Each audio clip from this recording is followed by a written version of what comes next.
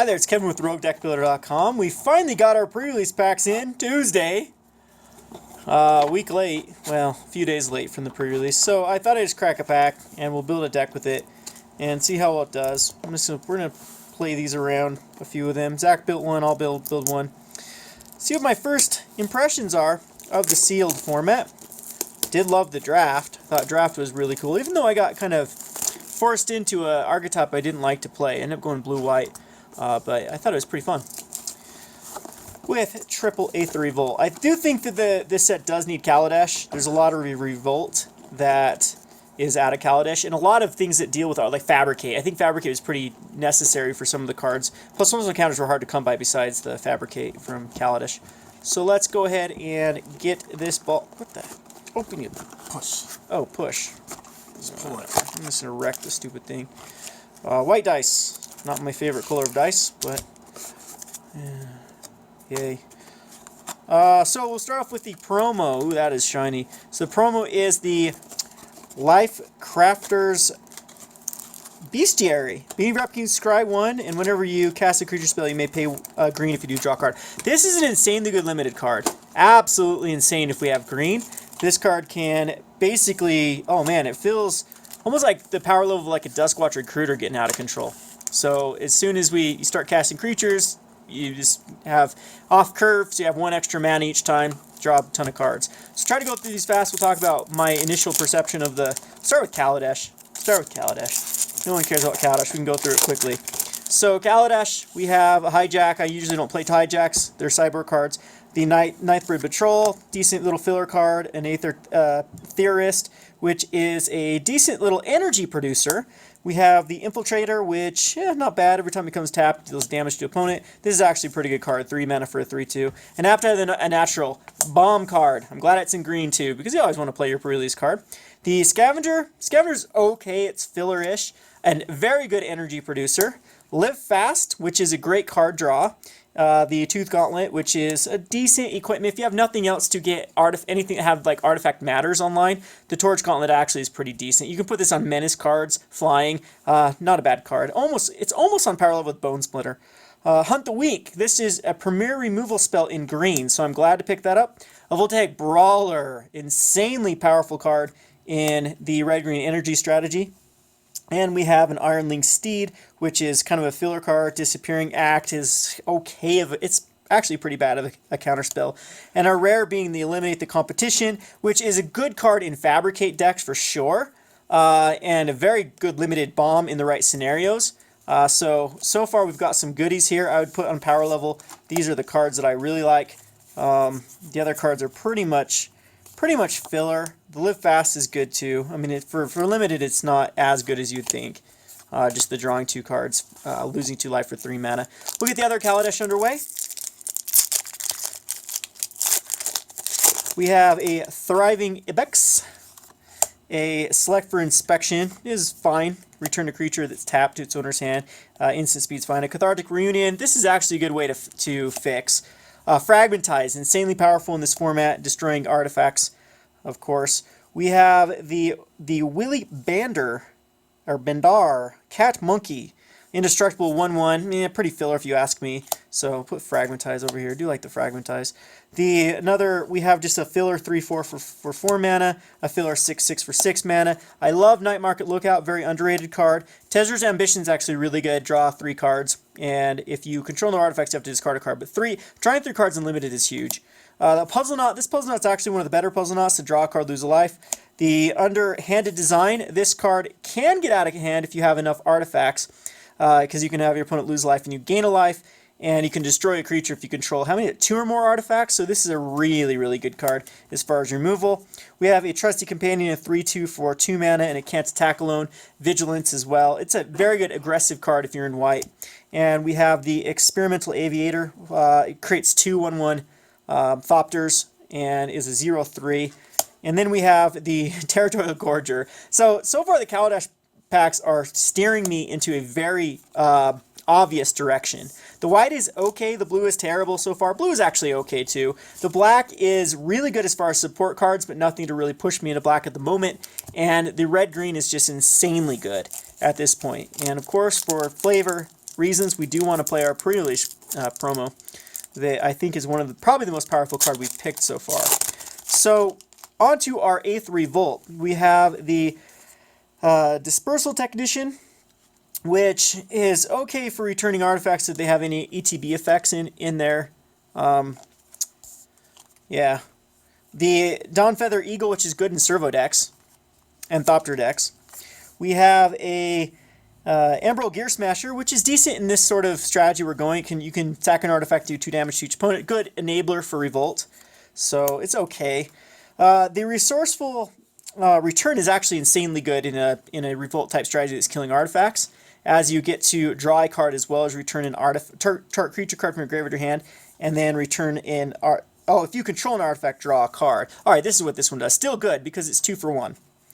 We have a Druid of the Cowl, a 1/3, which is a mana dork, which if we have anything that's worthwhile to ramp up to, then we could easily include it. A 2/3 Menace card. This is a card that, of course, goes good with the Torch Gauntlet. Implement of Examination, which is, it's not bad if you're in the blue Revolt strategy. I had a bunch of those in my draft, and they end up being pretty good. We have the Reservoir Walker. Enters the battlefield, you gain 3 life and 3 energy. If energy really does matter, we can do it. The Destructive Tampering, destroy target artifact or creature with flying can't block. Just as a destroy artifact, I'd put this on the same power level as Appetite. So we're going to have lots of ways to interact with our opponent's artifacts. The Daredevil Dragster, absolutely a huge fan of this deck because it can enable Revolt as well as draw you cards after it's got 2 attacks in. It does have a crew too, but is a 4/4 for 3, and then will eventually draw you cards. And the Foundry Hornet, insanely good if you can get a Fabricate deck, as it gives all creatures your opponent controls -1/-1, which is servos and thopters. We also have the Sly Requisitioner, which is pretty good as far as if you have like an Implement type deck or a Puzzle Knot type deck, you can get a lot of value out of this card. It also can come out quicker, but it's got a heavy casting cost. It's not as easy as you think in this format to really reduce it and then really get any sort of value out of it, because when an artifact dies, you get a servo. So cool card, but it's tough, really tough to make it work in the draft or the limited environment. We have a Merchant Stockhand, a 1/2 for 1 mana, and you can tap X untap artifacts to look at the top X of your library, put 1 of your hand. In limited, I guess this is somewhat of a card draw late game. And we have a Decommission, which is like an Appetite foil Decommission, which is a worse Appetite of the natural. So if you have Revolt, it kind of does the same thing. So far that pack was pretty much not what we wanted to go, not the cards. It's pushing us further into black and less into this energy strategy we started with. So, Rot-row. I hate it when you end up in sealed getting like 2 almost complete decks, but not a complete deck. And that seems to happen to me more than often. Another Dispersal Technician. Another Dawn. Is this the exact same freaking pack? So far it is. It's 3 for 3. No, okay, it gets different here. So our first cards were the exact same order. So we have another Gear Smasher. We have a 4th Bridge Prowler. Awesome black card. We have a Aether Herder, which adds energy, and then when you attack, you can put a servo into play. So it's another way to use our energy-based strategy. We have a Night Market Aeronaut, which I'm actually not a fan of this. It becomes a 3/5 for 4, which isn't that good. Like, right by itself, that's kind of pretty meh. And then we have the Bastion Inventor, the improvised hexproof card. In the right deck, it can be powerful. A Welder Automaton can deal 1 damage to each opponent. Late game, this you can put a lot of mana towards this, and it comes out on time. It's a 2/1 for 2, which is very playable in this type of format. A 5/4 for 5 is actually quite playable in a red-green beater type strategy. And this card can crew basically anything in the format if we get any good crew cards. We have the Mobile Garrison. When it attacks, untap another target artifact or creature. It's alright. An Ornithopter, very hard to make it worthwhile. Another Foundry Hornet. The Illusionist Stratagem, which acts up to 2 target creature control and return those creatures to the battlefield under their owner's control, draw a card. Very good with Fabricate. We didn't get any of the good Fabricate cards. And then a Solemn Recruit, which is insanely good if you can get some counters on it with the Revolt mechanic, a 2/2 double striker. Very good card. So yeah, now that didn't help us with our green-red energy strategy. Pushed us again, I would say, in towards black. The Prowler is very good card. And we got another Hornet, but not any way to really get the Hornet the +1 counters it needs to oh geez, to basically work. I think green-black is the direction that I'm getting pushed. Yeah, because our green is still really good. Red, I want to play red because of the Territorial Gorger as well as the Voltaic Brawler, but it just might not happen. We have another Leaving the Dust, return target permanent owner's hand, draw a card. Very underrated card in my opinion. Conviction actually has some synergies in this type of deck. Shock, that makes me want to start going back into red. We have an Ally Strangler. Let's see, an Unbridled Growth. This is amazing to try to trigger Revolt. It's a great little cantrip to trigger it. Another Night Marker Aeronaut, which, I mean, it works with the Hornets. If we need those +1s with counters, I might end up playing this card. So keep that in mind. A Crawler, which when it dies you put a 1/1. Thopter, kind of boring of a card. A 1-mana 1/1 that can pump. It's okay. An Implement of Combustion, which is pretty okay. It's a good another way to kind of get the Revolt mechanic. An Ice Over. It can keep a card that is tapped down indefinitely. A Lifecrafter's Gift, put a +1 counter on target creature, then put a +1 counter on each creature you control with a +1/+1 counter. This will help us with our +1/+1 counter matters. Monster's Onslaught's actually really good. It deals X damage divided as you choose among any number of target creatures where X is the greatest power among creatures you control. So this is a nice little board wipe. I think of this as almost like a Cone of Flame type card in the right scenarios in Limited. So I'm glad I picked that up. Really getting pushed into green at this point. A Renegade Wheelsmith, 3/2, becomes tap. Target creature can't block this turn. Very good, an aggressive white-red. But I don't think, I mean, we do have our rare from last one, but our red is aggressive too. So yeah, I'm really all over the place with kind of a white-red aggro strategy. It's going to be tough to build it. And then we have permanents you control gain indestructible or hexproof. This card, of course, will always see play, I would say. It's just so versatile, and it's a great card to have in Limited. So again, I'm really all over the place. A lot of good strategies in every color. I would say blue is still my weakest color. There's just not a lot of reason to go blue at the moment. The Shipwreck. Here is another aggressive white card, a 3/1 for just the 2 mana, and it can be blocked by artifacts, which is huge because Servo and Thopters can't block it. A Rebel, which is a 3/3 for 3 mana. It just has to attack each turn. In an aggro deck, that's what you want to do. Another Cat Monkey. Enters the battlefield with 2 +1/+1 counters. At the beginning of your upkeep, you can move it. So we do have enough +1/+1 counters matters. I still think we're going to go green-black from what I've seen. Here's a removal spell that we desperately needed. Here's another removal spell that we desperately needed. Another worthless energy card. Implement can actually trigger Revolt, and we do have a somewhat of a Revolt type strategy, so I might actually run this. A Filgary Crawler. A Watchful Automaton, just kind of filler. The Harpoonist Harpooner is really cool because when it enters the battlefield, if it permanently left, so if it has Revolt and it just, let's see, destroy target tap creature. Very powerful card. Another great white card, but just might not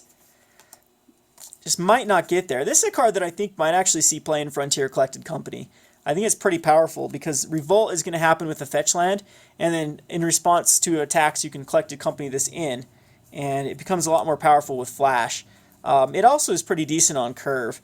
It almost, I would say, of course, the Reflector Mage is so much better, especially in Standard, because you don't have to try for Revolt. But in formats where that you can get Revolt off pretty easily, don't underestimate this card.